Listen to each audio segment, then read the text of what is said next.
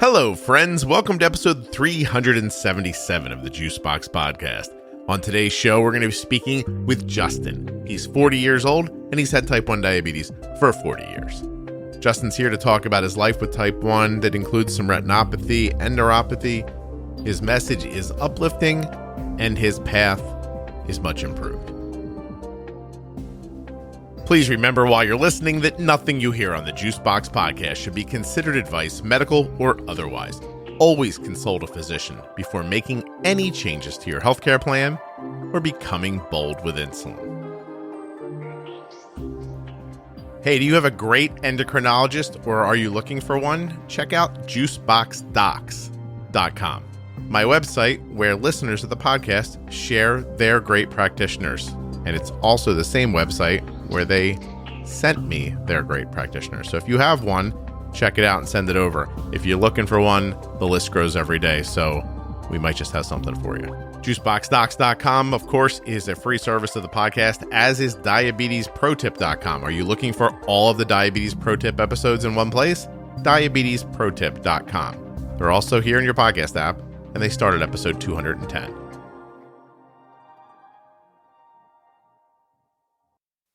This episode of the Juicebox Podcast is sponsored by the Contour Next One blood glucose meter. This episode of the Juicebox Podcast is sponsored by the Contour Next One blood glucose meter. Please go to contournext.com/juicebox to learn more about the Contour Next One. The show is also brought to you by touchedbytype1.org. Head over to touchedbytype1.org. They're a great diabetes organization doing wonderful things. They have a ton of programs. One of them might be right for you. Touchedbytype1.org. My name is Justin Lemon. I am a 40-year diabetic, type 1, currently on the Omnipod and the Dexcom system. My hometown's right in the middle of Wyoming, a little town called Lander. It has about 8,000 people in it. I'm currently down in the capital, Cheyenne, Wyoming. So do work down here, and that's me. How old are you, Justin? Oh, I'm 40 years old. And you said you were diagnosed 4 years ago? No, I've been type 1 diabetic since I was 6 months old. Oh my gosh, you said 40 years ago. Yes. Oh my gosh. All right. So you've had diabetes pretty much your entire life. My whole life, yes. And have you lived in Wyoming that entire time? I was born in Phoenix, Arizona. I was diagnosed down there. And then my mom moved us back home to Lander, and I've been there ever since, yes. Do you have any idea how old you were when you moved back? I was 5 years old, so I've been here 35 years. This is perfect, Justin. I am thrilled to speak with you. Well, it's great to speak with you, too. I've listened to almost every one of your podcasts, so this is an honor. Oh, no. Please, the honor's mine. Thank you. I really appreciate you doing this, and especially because you're going to come from, a bit of a different perspective than a lot of people have in a lot of ways, Right. I guess my first question for you is, when were you first aware that you had diabetes? What's your earliest remembrance of it? I knew I was diabetic. I mean, about the time I was 5. I used to run away from my mom as she'd come and try to give me my shots for the day. Mm-hmm. So I was really horrified of needles back then. So that's a memory that sticks to my head. And so she'd been doing it for a long time, but once you got mobile and a little more aware of what was happening, you tried to escape. Yeah, once I was mobile, I could run. I'm assuming you said your daily shots. So you were probably getting something in the daytime and maybe at mealtime? Yes, at that point, I was getting 2 shots a day, morning and evening. I was on Humulin R and Humulin N. And an R and an N at the time. Yeah. So a fast acting and a slower. Yeah. Did you ever speak to your mom about what it was like to raise you with the diabetes? Yeah, the early part of my life was a struggle. When I was diagnosed, my glucose levels were about 800 and something. So a lot of headaches, a lot of screaming and crying as a kid. She couldn't take me out to eat dinner or out in public like that because all I do is scream and holler and cry a lot. So it was a difficult time for her, for sure. Do you think that your blood sugars were like crazy out of whack? I think so. With the technology back then, the shots and maybe checking glucose 4 or 5 times a day, I really didn't have, or she didn't have control over it. But it was just, technology at that point hadn't caught up. Was what it was. Do you have have you ever gone back and looked at old medical records? I have not, actually. That would be a good thing to do. It's interesting. Like, I just wondered, like, what was the goal back then? And did your mom feel like she was meeting a goal, or was she just doing what she could do, like trying to like hold water back with her hands, kind of a thing? Yeah, I think she was just trying to maintain because, she was a single mother with 2 boys. So she had to deal with both of us. So I think she did what she could to try to make life as normal as possible for me. Yeah, I'm sure she did. It's fascinating to have this perspective now, like 2020, looking back 40 years. Oh yeah. And being able to talk to somebody who's also young enough to be able to articulate it, old enough to have had the experience. It's really interesting. How involved was your mother throughout the process? Like, was there an age where you were just on your own? Let's see. I started about 8 or 9 years old. I started giving my own shots. So I'd draw up my insulin and I'd have her look at my insulin to make sure, or look at my needle to make sure everything was correct. And then I just gave my own shots at that point. Okay. And did you do it pretty faithfully, or were there times that you kind of abandoned it, or do you remember? No, at that point, being diabetic my whole life, I really didn't see it as a different lifestyle. It's the only thing I grew up with. So the only thing I really knew. So I just knew it had to be done and just kind of took over at that point. No rebellion against it at all at any point? No, and I'm still not that way. Even today, how you can get like a diabetes burnout and stuff like that. It's really not there for me. I just try to find ways to solve the problem instead of let it get to me. So I'm looking at residential property in Cheyenne, Wyoming right now, and it's more expensive there than I thought it was going to be. I was very snobby, I guess, when I looked. Right. It's very expensive. We have a military base around here, and everybody knows what the military housing stipend is. So that increases prices around here. They can price the houses to how much money they know you have. That's interesting. Yeah, I'm sure everybody tries that, but that's really interesting. Anyway, I'm currently Go ahead. Oops, sorry. No, please. We're currently like an hour and a half out of Denver. So, we're right next to the city for the most part. Gotcha. Oh, so you're getting rural without being too far from the city. Right. That's why I'm looking at a $500,000 house that's only one level and seems kind of small, actually. That's interesting. All right, I'll stop doing that now. I have a lot of questions, I guess. How was dating in high school? Well, even past high school, it's a challenge at times. A lot of educating my girlfriends, or they didn't understand some of the issues that I was going through, like when my glucose would go low, or if they were high and I'd have a change in personality, so to speak, get more angry or stuff like that. I think that a lot of my girlfriends just couldn't wrap their head around it. Mm-hmm. That's got to be difficult. Honestly, and did you spend time educating them about it, or did that sort of not exist, that ability? Oh yeah, that's something my mom had put into my head my whole life. Like, let everybody know you're diabetic. Everybody you work with knows you're diabetic. That way, if something does go wrong, at least they know that I am diabetic and to go down those avenues first instead of like, wondering why is Justin not standing up anymore? At least, your mom's plan basically was, at least when 911 comes, there'll be 50 people yelling, "He has diabetes." That's right. Yep. Gotcha. Well, probably pretty good. So did you find somebody eventually who jived with you having diabetes? I guess I'm asking if you're married or you have been. No, currently single. And it's kind of,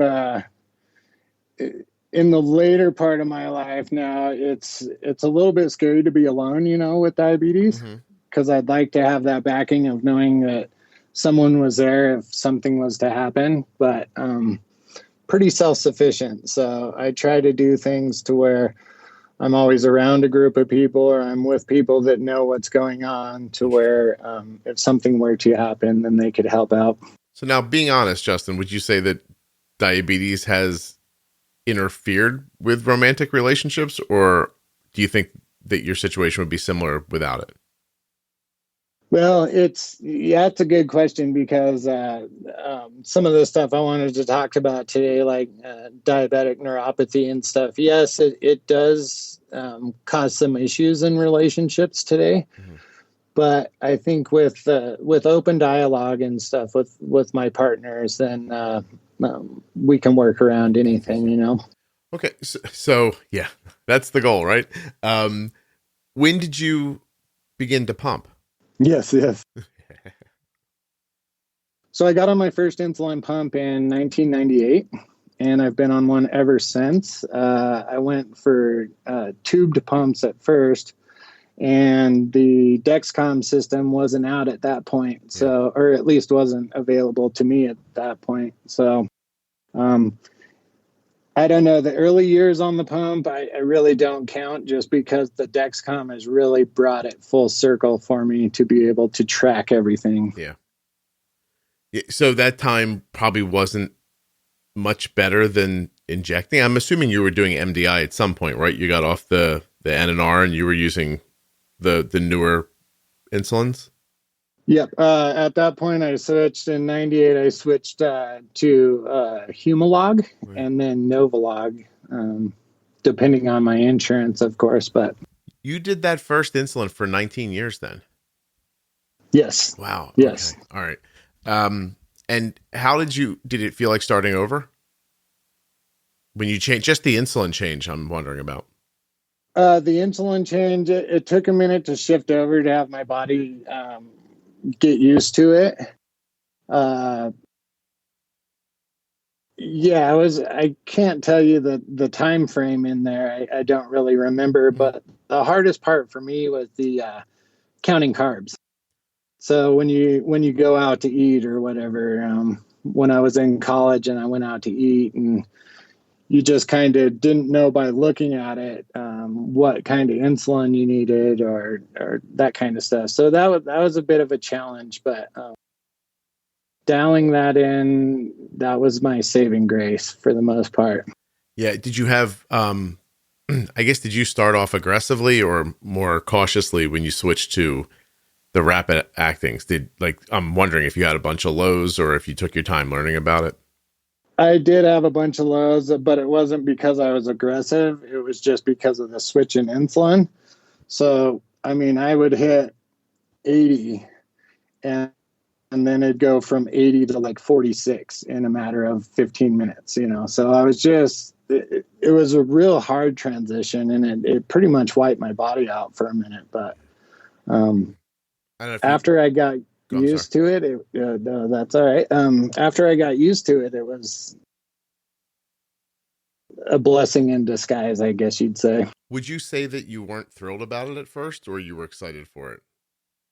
I was excited to go on a pump. I was giving so many shots that it was deteriorating my muscle. So like the back of my arms looked like craters on the moon because my muscle was deteriorating, and it just looked awful.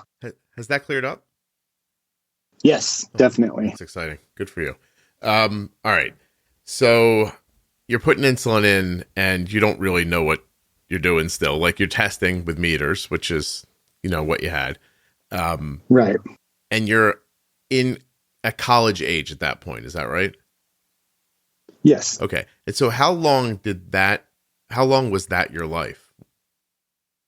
Let's see. I got on a Dexcom about 4 years ago now. So I had spent from like 98 till 2016 without a Dexcom. Right. And at that point I realized that I needed to check my glucose more. So I was giving probably 14, 15 finger sticks a day to test my glucose levels. Yeah.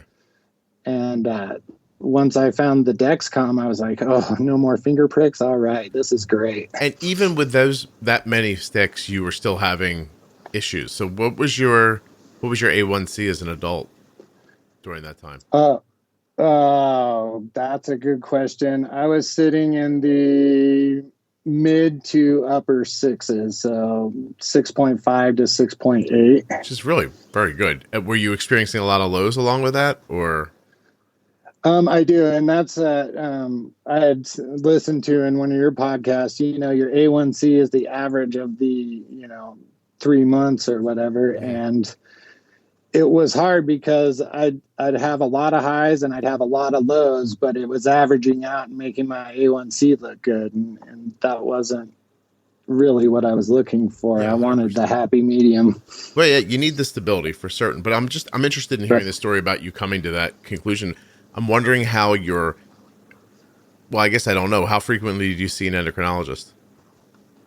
Oh, great question. I've got my first endocrinologist now, appointment in April, and I haven't had one for 20 years.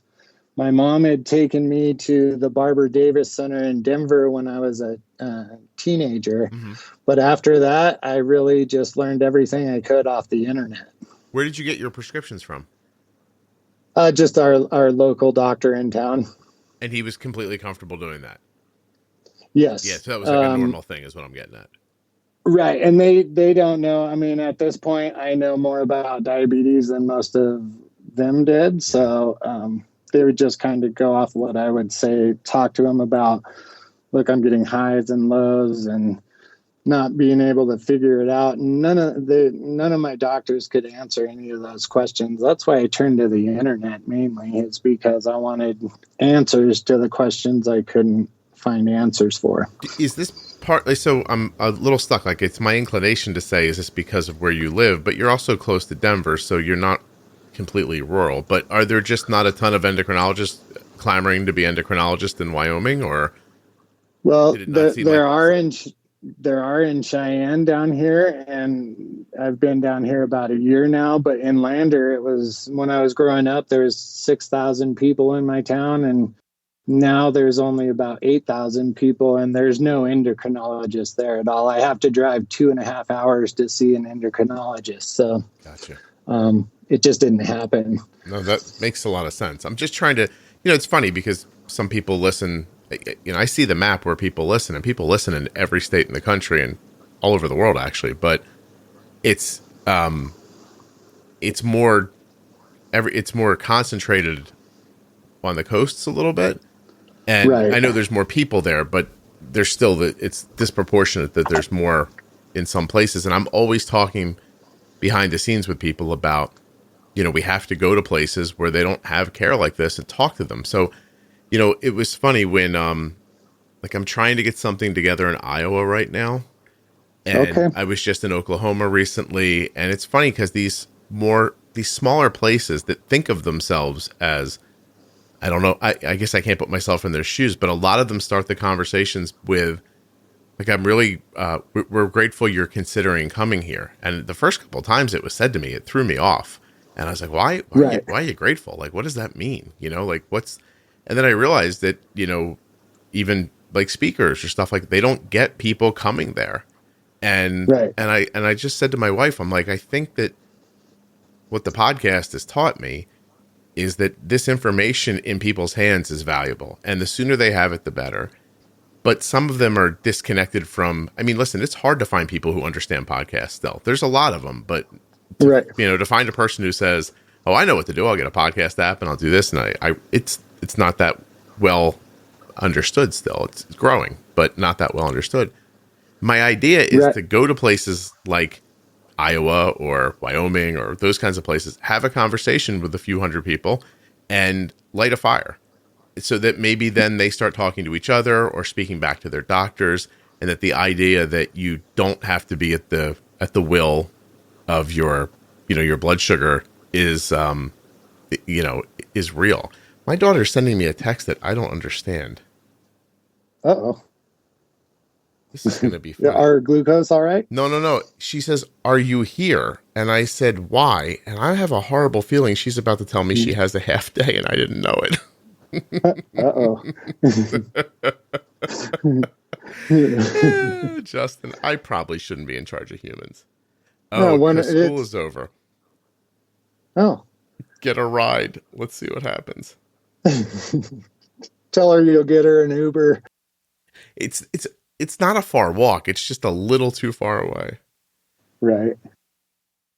Well, do you need to hang up? We can get back at it after you grab your daughter. Do you have if this went over 10 minutes from what we were thinking about, would that be okay? Oh yeah, no, you're fine. All right, hold on a second. Then let me see if she can get a ride first, and then we'll do this. People are like, I can't believe I listened to this guy about insulin. He doesn't even know where his kid is. I love it. This has been, your podcast has been like golden nuggets for me. It's changed my life because it's finally someone that talks about insulin pumps and, a day in the life of someone on an insulin pump. So it's been really helpful for me. And so is that the first thing that it helped you with, is just like an idea of community, people speaking about the things you want to talk about that you just can't find in your personal life?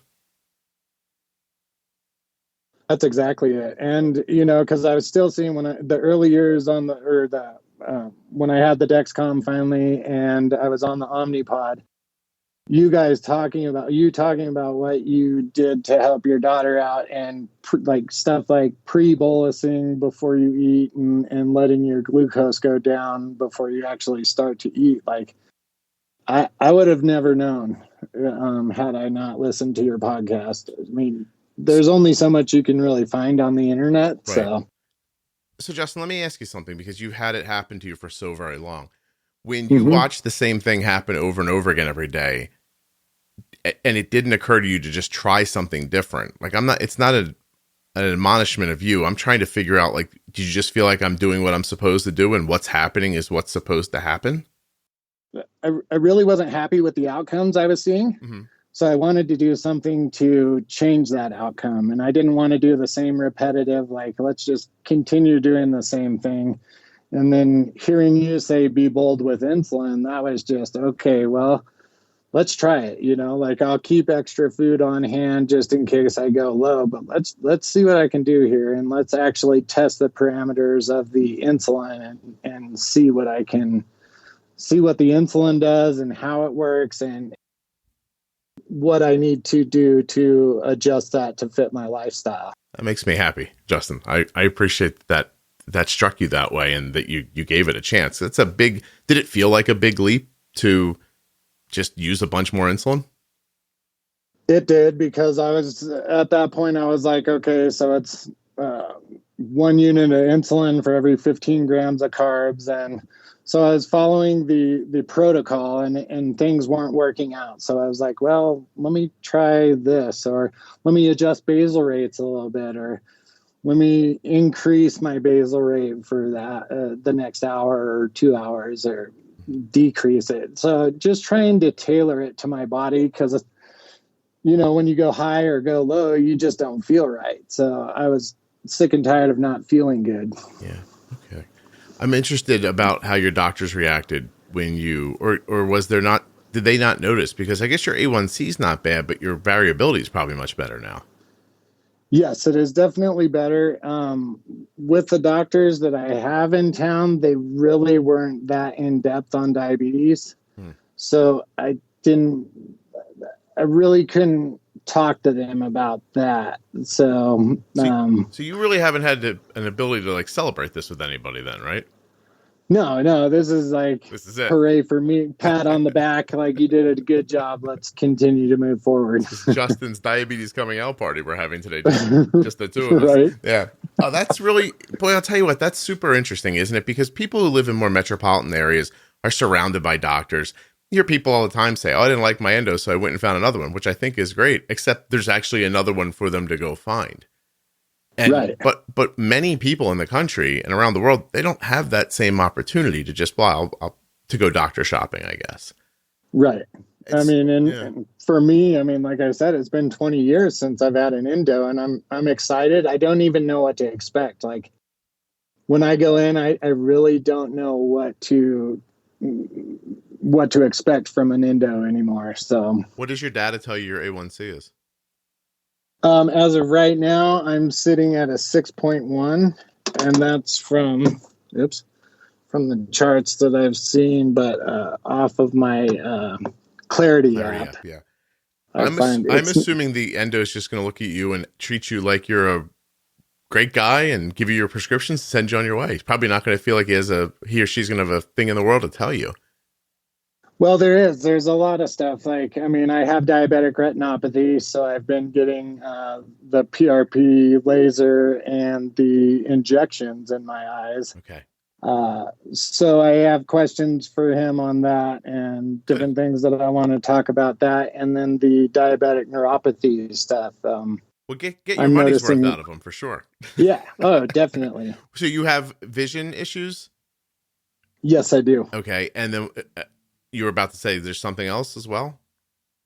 The last few years I've noticed the diabetic neuropathy. So I'm losing like sensation. Like I took a chainsaw to the knee a couple years ago and I didn't even feel it. I hiked out of the backcountry and took myself to the hospital, and they were floored that I could walk into the hospital and actually tell them that I needed help. So no kidding. It's that stuff that's really scary because I spend a lot of time in the backcountry snowboarding in the winter and whatnot. So I don't want to have it to where, I think it's just me being cold and my glucose is just plummeted, and I really can't feel stuff. And do you attribute these things to basically the care you had in the beginning of your life? Yeah, I think that since technology wasn't there, and my mom did everything she could to keep me on a norm. So, I think it's just, modern technology is the key to diabetes right now. I think so too. Hey, let's take a detour for a second. What kind of work Sure. do you do? Right now, I'm an auditor for the state of Wyoming. I contract for the federal government to do royalty audits for oil and natural gas. So I've got an office job now. I was just trying to wonder why you were chainsawing somewhere near nothing, but that's just, I can't understand Wyoming probably in my head. Well, that was a little side hustle, I guess you'd say. I was doing it to make a little bit of extra income back then. Gotcha. All right. I'm just like, is he snowboarding with a chainsaw? I don't think. No. It's a Wyoming thing I don't get. Hey, no, we're not that off keel. I'm telling you, my wife and I sat around last night for about an hour, just searching out rural land with a house on it. We didn't even know what state to look in. We were just looking all over the country. We were like, this one's nice. Trying to imagine getting away from where there are so many people. But I can't even imagine. Do you leave Wyoming much, or have you ever?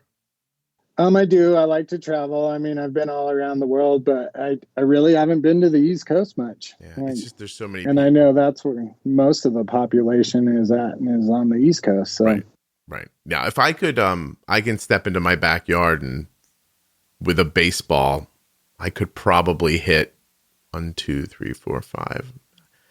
Oh, my son could probably hit about 8 houses with a baseball from my backyard, like in all different directions. That probably sounds crazy to you, too. So I do live in town, but like my home is right in town, but I'm 10 minutes away from National Forest. So at that point, you barely see anybody out there. What are the winters like there? Are they really rough? They can be. Down in Cheyenne, we've got the wind. It's the wind tunnel on Interstate 80. So there's a lot of wind down here. There's probably 3 or 4 inches of snow on the ground right now. That happened last night. But for the most part, I mean, decent winters. I mean, we don't see in my hometown. I mean, there'll be maybe a week during the winter that it's below zeros for the most part, but I have seen 40 below. Oh my God. Out here. How far in there? I guess Denver's your airport, right? From where you live. Yes. Okay. Yep. All right. So I want to hear a little more about how the retinopathy affects your life, like day to day. Especially, is it tactile in your hands, your feet? Like, is it everywhere?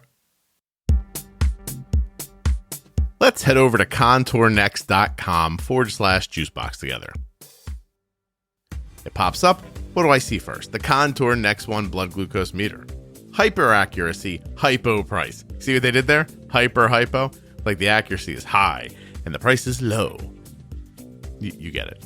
You can get the #1 branded over-the-counter test strip at an affordable price. Cash or copay. Remarkable accuracy and an affordable price for the Contour Next test strips may be less expensive than your insurance copay, and it's worth comparing. Head over to contournext.com/juicebox to find out more. When you get there, you're going to see that this meter is, well, it's Arden's meter. You're going to look right at it and go, that's the meter Arden uses. I find it to be incredibly accurate. Have a bright, strong light for nighttime viewing. It fits well in my hand and in Arden's. And it has that second chance test strip, right? You can touch the blood, not get enough, go back, get what you need without ruining the test strip. And you still get an accurate reading. This meter is the bee's knees. Do you understand? That's a saying from like the 20s, I think. But yet it holds true. There's even an app if you want to use it to help you make sense of those blood glucose numbers. And that app, of course, is available for free for Android or iPhone. Now I'm going to spend just a second seeing what the heck bee's knees means. A highly admired person or thing. The cat's meow even. Well, I don't like that. I like bee's knees. Okay. While you're on that internet, check out touchedbytype1.org because they may have programs that you're interested in. Touchedbytype1.org. Actually, find them on Facebook or Instagram because the founder is super pregnant and she's adorable. Check out her pictures. Elizabeth is about ready to have her first baby. So maybe you'll find that on Instagram or Facebook, Touched by Type 1. No pressure, Elizabeth, but Scott is a terrific name for a baby. Last thing, T1d Exchange, right? If you're looking to support type 1 diabetes research in an anonymous way, it's 100% HIPAA compliant, will not take more than 10 minutes of your time. And it's not asking deeply probing questions, but the information will be taken to do something amazing with. This is what you're looking for. And it supports the podcast. T1dexchange.org/juicebox. I took the survey in about 10 minutes, 7 to 10 minutes, I think. I took it as the parent of a child with type 1. You do have to be a U.S. resident, but it can be for you, the adult with type 1, or if you're the parent of a child, either or can do it. Then once a year, they'll come back, ask you a few other kind of update questions, but other than that, that's it. And you're going to do good. This research has been used to change ADA requirements for A1C. It's been used to get CGM for Medicare patients. It's been used for really cool stuff. So if you want to improve the lives of type 1s and you want to support the podcast, T1dexchange.org/juicebox. Like I said, super anonymous, HIPAA compliant. You'll never have to go to a doctor's office or visit a site. It's just an easy way to give back. You know, before we get back to the show, I have to admit something. This is the first time I've lied in an ad. Scott is not a great name for a baby.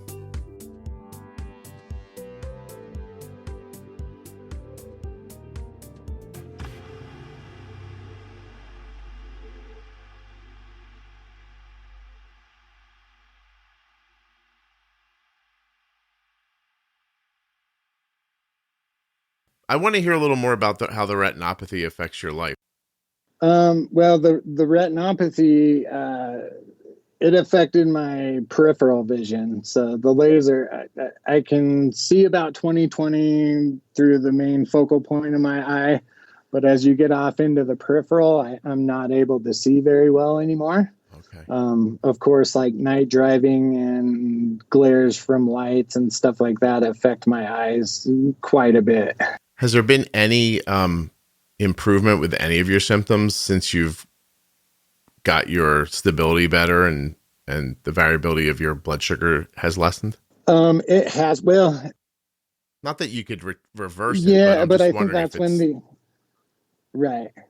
Well, I think that, I mean, I've kind of hit that plateau to where everything's like starting to come into a norm and my vision's getting better. But I mean, even last year I spent a month and a half without vision in my left eye. All I could see was a blood spot. So I had those capillaries bursting and bleeding in my eye. So is the lasering helping? The laser helps. It affects my vision, but the laser helps, and the shots let the swelling go down from the laser. So then, I mean, it takes a round of shots in my eyes after that to be able to actually see really well again. So you're the second person, Justin, I've ever spoken to who's gotten a shot in their eye. Can you tell me what it feels like? For the most part, you don't feel it because they numb you up pretty good with drops, and then they'll give you a numbing shot. It's weird though, because a couple of times, you know, it feels like it pops, like you're poking a needle into a ball. You can feel that layer go through. So, Justin, you just sent a tingle right up my center of my spine. Word pop is what got me, in case you're wondering. Right. Oh, yeah. Well, I'd rather have the shots than laser, because the laser treatment is just, it's frightening. It really is when you're going through it. How so? The bright light flashing when the laser hits your eyes. In the beginning, I felt it. I mean, they strap your head into a machine to where sometimes it feels like the laser hits the back of your head and it yanks your head back. And I'm all numb. Yeah. And from shots and everything. So I'm not feeling it, but the laser, like, in my head is causing my body to move in ways that I didn't like want it to. So that's frightening. I am sorry that's part of your reality. That's terrible. I hope very much that story becomes less and less as the technology becomes more and more available for people, you know. Right. I think the next bridge really is cost, right? Like, it has to get to a place where anybody can afford to have it. Mm-hmm. You got to hit that equilibrium to cost and what patients will be able to afford, you know? So, well, is it one of those things, like, if I went back in time and I found you in your 30s and I said, listen, you're probably going to have side effects from this diabetes, but I can give you this thing, but you're going to have to pay cash for it. Like, do you think back then you would have been able to make the leap for that? I would have made it happen. I mean, I worked on a drilling rig, so I was making enough money at that point to where I can afford these. You could have done it. Yeah. Sort of what I'm getting at is, like, there are people now. I mean, listen, it's very expensive. There's going to be plenty of people who can't afford it out of pocket one way or the other. But right now, someone's listening who could do it out of pocket and isn't. And I'm wondering if I talk to those people 20 years from now, if they're going to say, I wish I would have dug into my pocket and bought this thing. Like, I'm trying to figure out, you know. It's one of those things, especially with your eyes. Like, if I will do whatever it takes to not go blind. Yeah. So whether that be finding the money to pay for the treatment or finding ways to better control my glucose or anything, whatever it takes, I would do to have a better lifestyle. Yeah. No, I mean, vision's just, it's one of those things, right? You know, it's scary. Yeah. When you have capillaries burst in your eye and you can't see anything but a red splotch, that's when you realize, like, I need to do whatever it takes to make this better. Yeah. Geez, I think Arden's actually home, by the way. Oh, good. Look at her. I was going to ask if she found a ride. I was wondering. I actually just did find my iPhone to see where she was, and it says she's here. Yeah, she's home. Oh, cool. My son at that age would have had a stroke if I was like, just find your own way home. He was a different kind of person. He would have been like, I can't believe you've abandoned me here. I will not embarrass him and tell you a story about once when I asked him to cross the street, because you've probably fought a grizzly bear and you would find this story very embarrassing. So I won't do that. I do things too that are like way outside of what my norm would be. I get scared during times. But do you think that's because your daughter had diabetes? Do you think that's why she's a little more? She's a little more like me. My son's a little more like my daughter, or like my wife. Well, that was a Freudian slip, I'm imagining. And he just is a little more reserved, and things he hadn't done before, he wouldn't just jump into. He's so much different now. He's going to be 20 in a couple of days. And I've seen him do a half a dozen things in the last 6 months that he never would have done before. So he grew out of it. But there was a time when he was younger. Wow, this story actually has to do with me not understanding his schedule too. There was a time when he was younger when after school he went with a bunch of friends to a restaurant, and they walked to it. And while they were there, I realized that he had an orthodontist appointment that I had forgotten about. And right when I remembered it, there was still time for him to get there, and the ortho appointment was quite literally across the street from where he was. Now it's a traffic light with 2 lanes of traffic. So I said to him, I'll meet you at the doctor's office, but I can't get to you in time to get to the doctor's office, but you can get to the doctor's office. I was like, so just go. And he goes, how am I going to do that? I'm like, go to the traffic light, wait for it to turn green, wait for there's no cars to come, and go across the street. And I got a text from him 5 minutes later, and it just said, I can't do it. Like, he could not bring himself to cross that street. So I picked him up and we went, and he was a little late, and he's not that person anymore. But back then, Arden would have just been like, yeah, okay. And then Arden would have wandered into traffic if she thought it was like what she needed to do. She's different. And is that her or her diabetes? Justin, there's no way to know. I've seen her be extraordinarily tough for her age a number of times. And there is times when I think it's because she's been through things that are just difficult, and difficult things just seem like something you do to her, So yeah, I think it's one of the benefits of diabetes, which I'm sure that's not a sentence that's spoken often. The benefits of my diabetes. But anyway, yeah, I think to your question, I think it is something to do with that, honestly. Well, because I view my life as being like more outgoing too. Like, tell me to do something, I'll do it, or I'll figure out a way to do it. And it's just like, that's just kind of how I grew up though. So I don't know.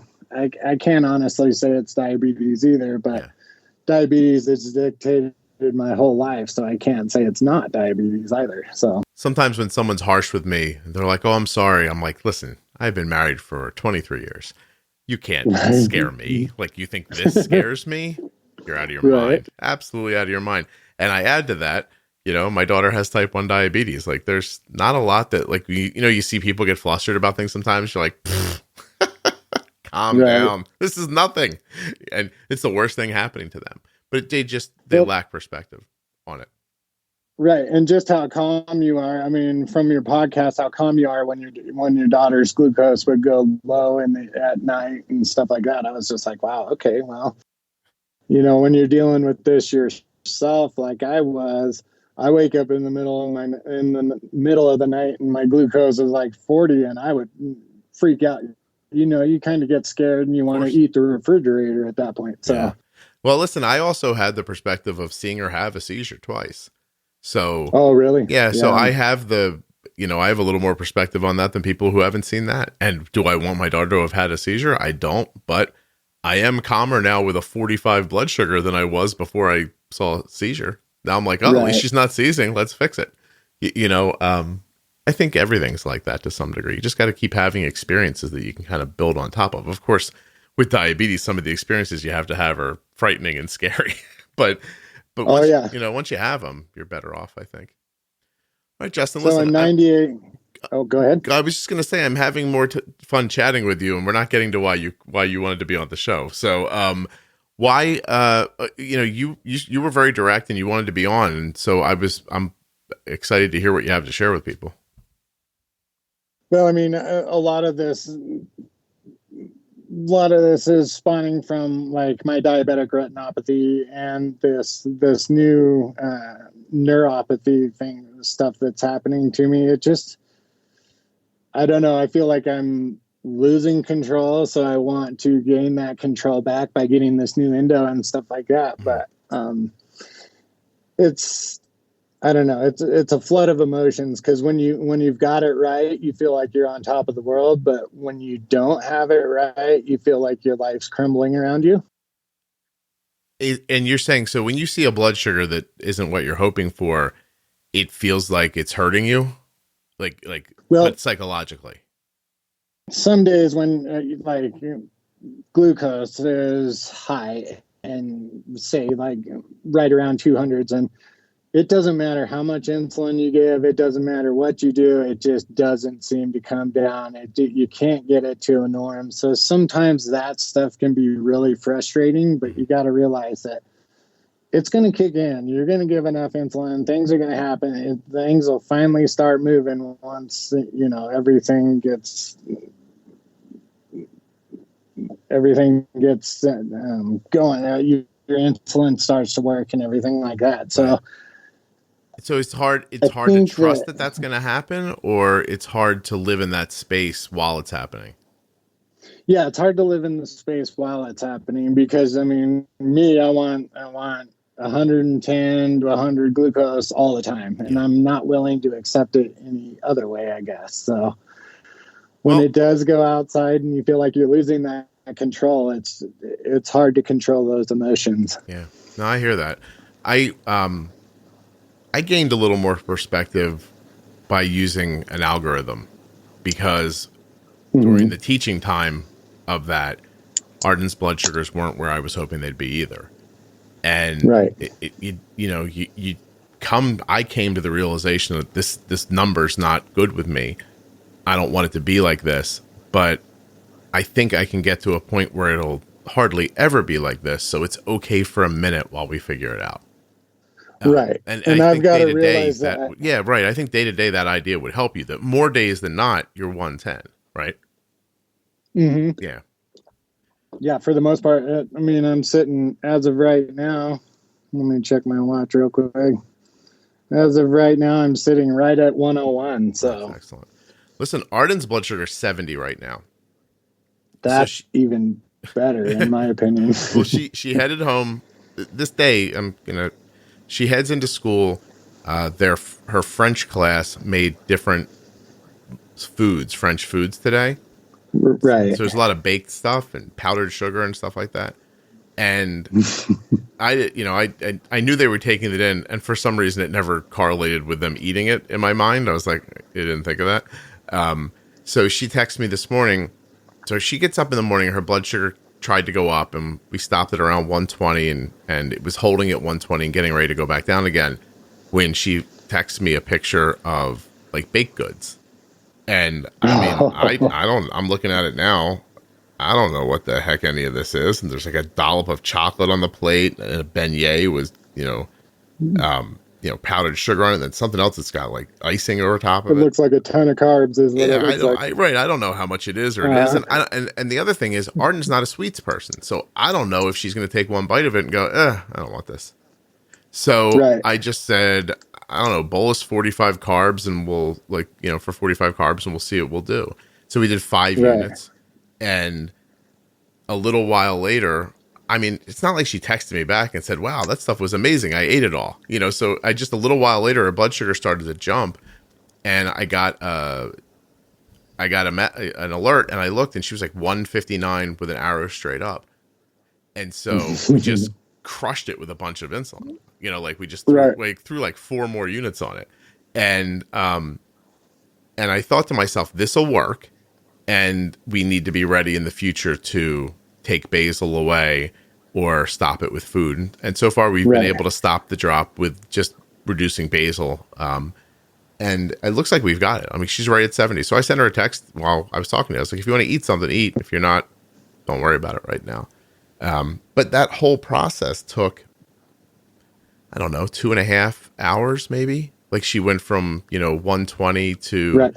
it got to 190 at one point, and now it's back to 70. So to me, the comfort, listen, I can't tell you how to feel, but I think you have to say to yourself, most of the time I'm 110. I don't want this spike, but I also don't want the psychological damage that comes to me from wringing my hands over it. So I'll just address it the way I know is going to work, and I'll move forward. I never look back with diabetes. You always have to kind of be moving forward, Right. And that's the thing. You can't have,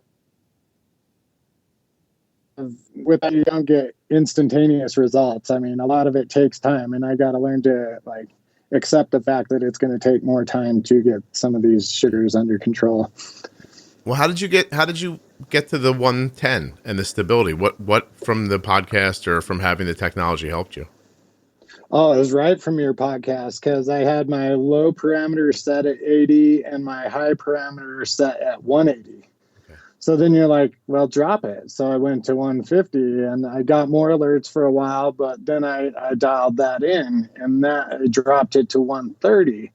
And then that started working. And I was like, okay, so it takes the change to actually prepare yourself and train yourself how to stay at these glucose levels. So I'm about to switch my upper parameter this week, I think, to go to 110. I'm going to try 110, maybe 120 if I need to. You get the 110 and you're a baller, Justin. You understand me? That's amazing. I'm going to get it. Good for you. I'm at 120 on my phone. Arden gets alerted at 130. That seems to work for us pretty well. But I like 110. I like, so your goal is to be between 80 and 110 most of the time. That's what you're shooting for. Yeah. Good for you, man. I'm happy for you. That's excellent. And you're not finding it difficult to do?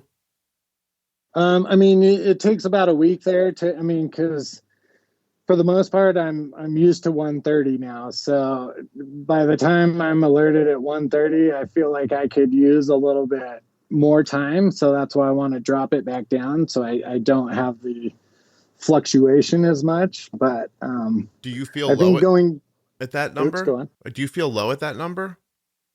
No, I don't. No. And actually, I'll get to 70. I just started feeling it. Once I got on the Dexcom, I started feeling my lows again. I used to not feel them at all. Not even know. I was walking around at a glucose level of 10 before I went into a coma for 3.5 hours. So never knew you were low. Never knew I was low. That was in 98. So I bet you that's the bouncing around of the blood sugar, that taking away that feeling from you, the up and down constantly. Your body probably just finds a way to ignore it eventually.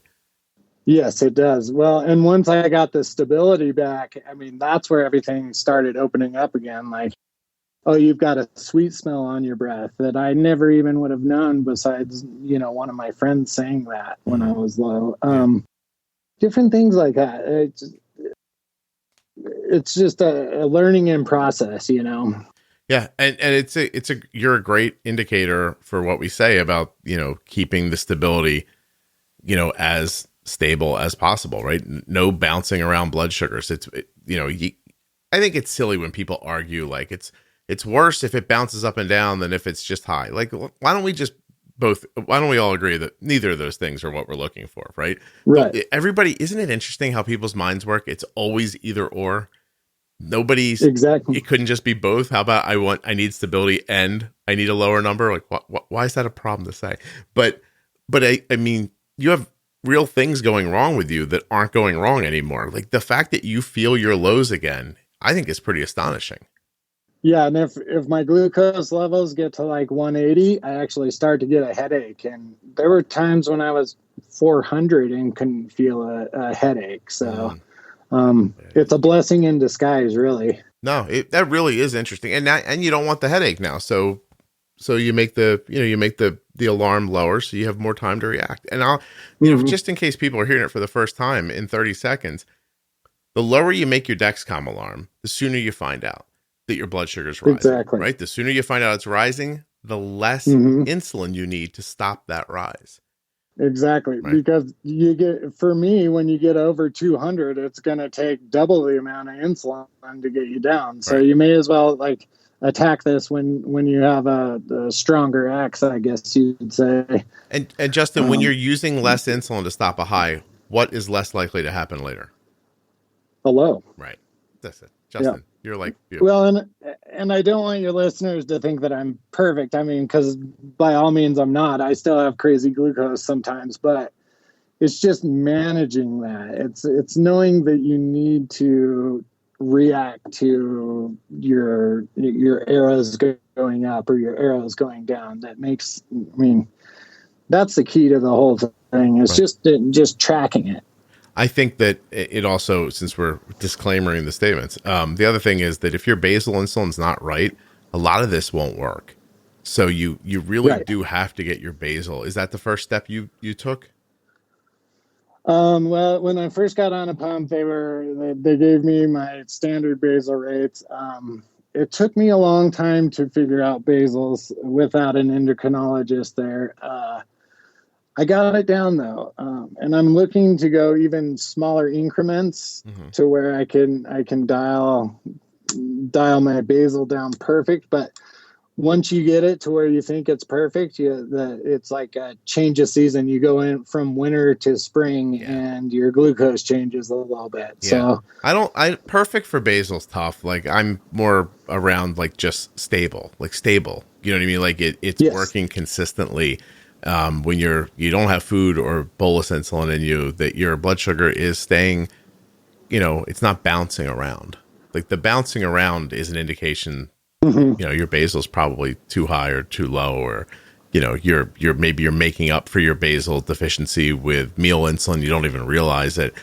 But you said it took you a while to dial it in, but is that because you were making a change like every 3 months? And now, no, I noticed over 10-year periods, about every 10 years, I'm going to change. Your body changes. I mean, for me, this is what I've noticed. My body changes a little bit, and I'm going to have to change my basals.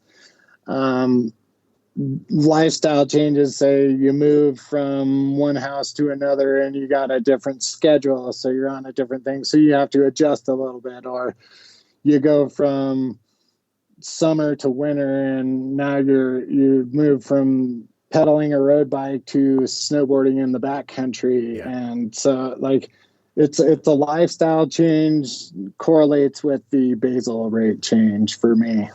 Yeah, I think everybody has that. Sometimes they don't see it. Sometimes you get a little busy looking within these few days that you don't see that a bigger thing has happened.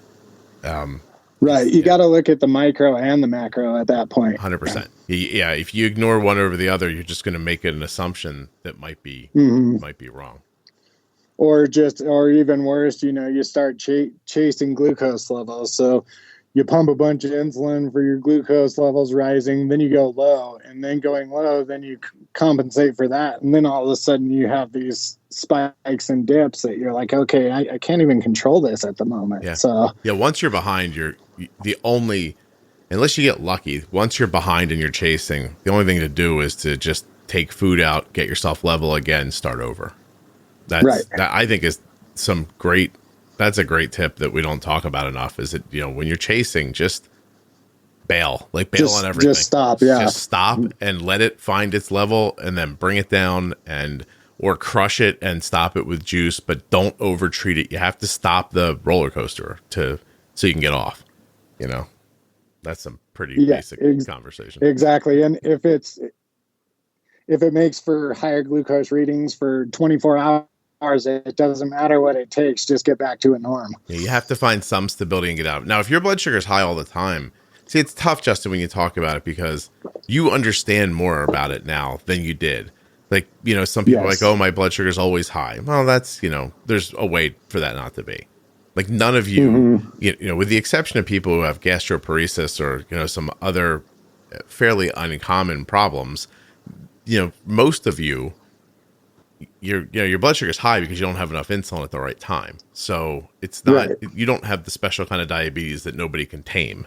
And thinking that way is sort of, it's like a double-edged sword for people. It takes away their guilt because they're like, oh, this is just what it is. I can't do anything about it. But it also Right. makes them complacent about it, and they don't try to fix it because they think this is what it is. And you gotta take control. You gotta be proactive in your diabetes. You can't just sit back and let things happen, or else you'll end up with diabetic retinopathy or losing a foot because of circulation or something like that. And you really don't want to go to those extremes. So, and Justin, even if something that horrible doesn't happen, you're still stuck in a life where you're always messing with the diabetes. It's always there poking you in the ass. You know what I mean? Like, hey, I'm here. And like, you're always like bothered by it. It takes that upfront effort to find the kind of balance and stability that doesn't require a ton of upkeep all the time. Right. And I think for me, it was like realizing that I'm going to have diabetes for the rest of my life. There's nothing I can do about that. So let's fix what I can fix and not worry about the things that I can't fix. Good for you. What else? Is there anything else you did that was, key to this for you? A lot of it was being in a rural place to where nobody had the answers. So it pushed me forward to try to find answers. And I think that's what's helped push me so far. And then finding your podcast, and then there's having all these different like day-to-day things that are happening. I was just like, this is great, because I really had no place to go. I was trying to search for answers and for people who had the answers, and it was kind of leading nowhere at times. So to get your podcast was great. How long ago did you find it again? Oh, let's see. This was I listened. I probably found it 3 years ago. Wow. That's really somewhere cool. in there. But I've listened to every episode from your beginning till now. Thank you. And Justin, do you recommend that everybody does that? I think so. And I've recommended it to a lot of people around here, because this lady I work with, she's a type 2 diabetic, but she just ordered her first set of Omnipods. So I was just like, oh, this is great. If you need any help, there's a great podcast out there. And then I told her that she can come downstairs and talk to me anytime she wants. So that's very nice of you. Good for you. More and more type 2s are using insulin through pumps. So it is becoming more common. It's like making type 1 and type 2 almost the same. The tools, right? At least that you're using are similar, which is good for type 2s, because then there are now more people to talk to about it. Before there's a disconnect between the two and they don't really cross over. And type 2s do struggle with community. I mean, and wanting to tell people. They don't come out as much, I guess, as type 1s do. It appears as though like type 1 people are more bold about it, I guess you'd say. You get to say, I mean, think about it from a human standpoint. If you have type 1, you get to say, hey, this is a genetic thing. I didn't do this. And people with type 2 are in the same situation, but they're really led to believe that they did it to themselves. And so it's an embarrassment. You don't want to say, oh gosh, look what I did. I gave myself type 2 diabetes. Like, that's not something you want to run out and tell everybody, and some people have the clarity to talk about it, but most don't. It's just not, it's a very underserved group of people. It really is. Well, it's one of those things. I've had it my whole life, so I don't know anything different, but the people who get it at like 16 or something like that, I can just only imagine what they're thinking inside their head about, did I do this to myself? Which is what even was I why doing me, wrong? right? It's just unfair, which it 100% is. Yeah, everybody needs, I think you need like a super amount of support in the beginning, whether it's you and you're, a little kid and it's your parents, or if it's an adult or, a 16-year-old, you need to have people around you, right? Almost like bubble wrap to protect you from your own, from your own thoughts until you can become adept and, I am assuming, accepting, Right. Or if you're people like me and don't have people around you, that's where this podcast is coming great, because I didn't have anyone to talk to. In my hometown growing up, there was one other person that I knew that had diabetes. So I appreciate you telling me that. I really do, because it's strange to me still when I go speak somewhere and people come up to me and they have a real feeling of like, I know you. And, I'm just, right. It's lovely. I really mean that. But it's not strange. Right. You change lives for people. You really do. And I don't think you understand that really. Maybe it's just a diabetes podcast that you do, your daughter has it, so you talk about it. But for people like me, it's really altered the view of my disease and how I need to work at it to control it. So, that makes me feel good. It really does. Thank you. No, I really do appreciate it. And I don't think I can put it into words to have you understand fully, but, yeah, he changed my life. You really did. Thank you. I'm happy that it was here for you.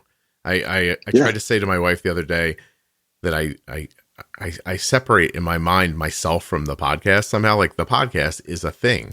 I'm me. And my wife's like, you're the podcast. And I was like, maybe, but it's weird. It's hard to think of it that way. You know what I mean? Like, if I joking aside, which we do sometimes, if I start feeling in my soul that I'm the reason, that's a weird ego thing. Like, I don't want that to feel that way. Like, I know intellectually what you said is 100% true. I just don't want to, I don't know. I don't want it to just don't let it go to your head. Yeah. I mean, I don't want it to affect who I am. So I don't know because listen, it's wonderful. 100%. You've said it to me in person. I've gotten 3 Instagram messages and 3 emails this morning already. And it's not even 1 o'clock in the afternoon yet. And if I read every one of them going, look what I did again here. You know what I mean? Like, it's weird. So I don't know if I don't know. I take it to heart and I believe you. I just don't know how to respond other than to say, that's very nice of you. Thank you. You know what I mean? Well, and from my perspective, I'm glad you segregate those, because then you don't let it go to your head. I mean, this podcast would be over in a year if you let it get to your head. You know what I'm saying? Just come on every week and I was like, hey, Scott's back again to tell you the magic about diabetes. You're going to hear it because I know what I'm talking about and you don't. Like, yeah, you don't think that would go over big? No. You know what? It's funny too. Like, go ahead. I'm sorry.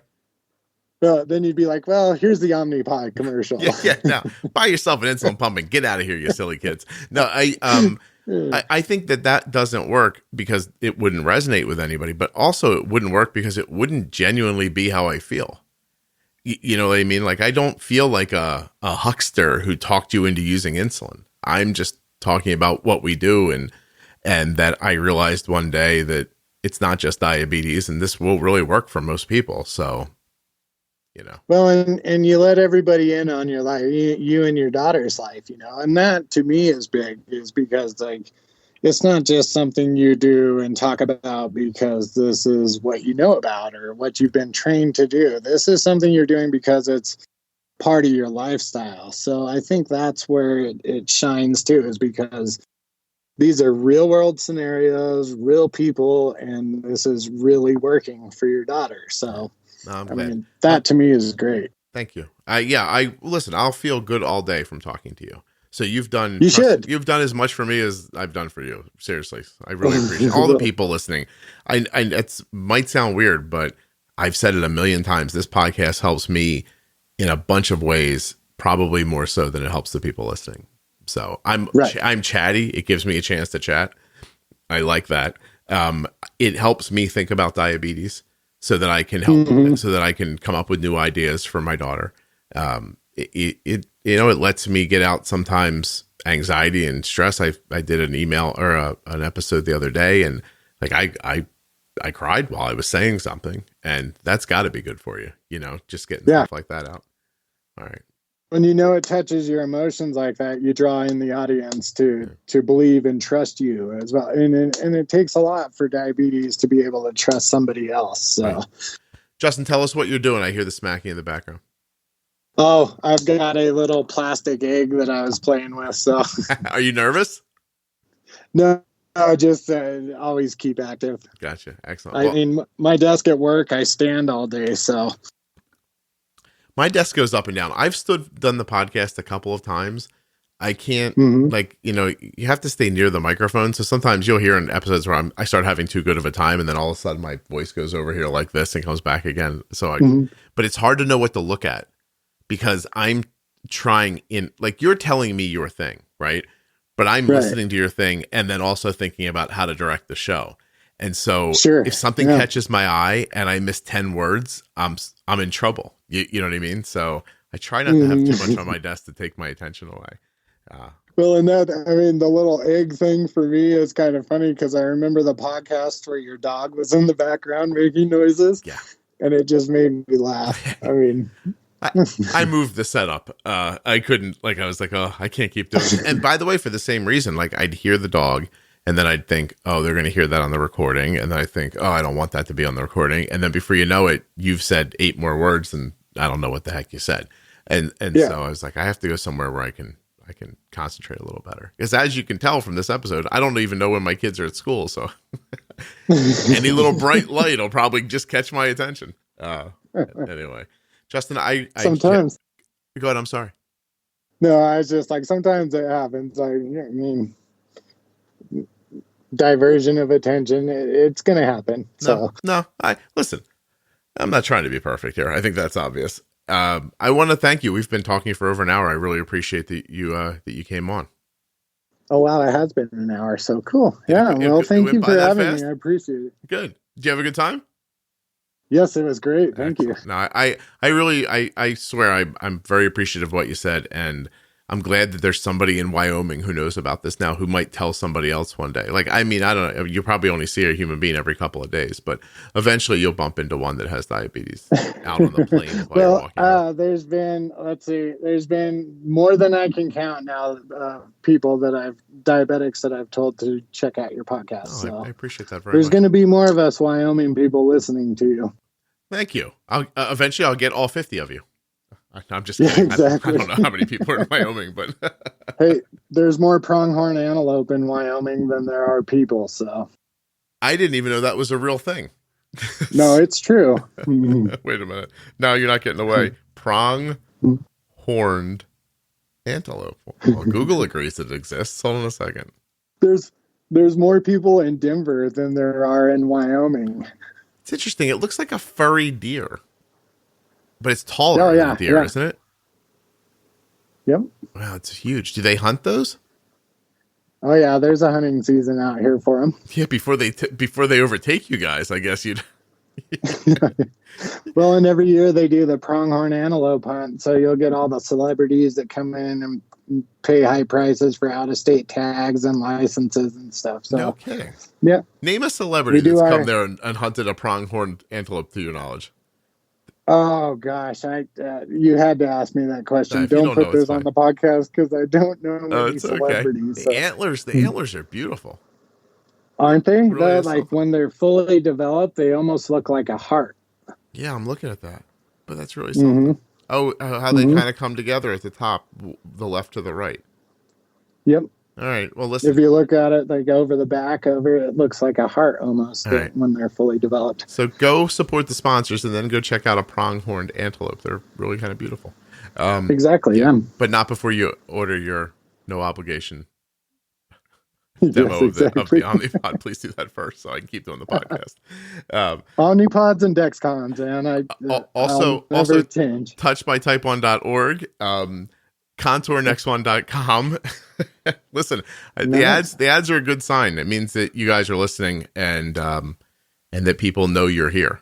So that's really great. Actually, I swear I could not do it without the ads.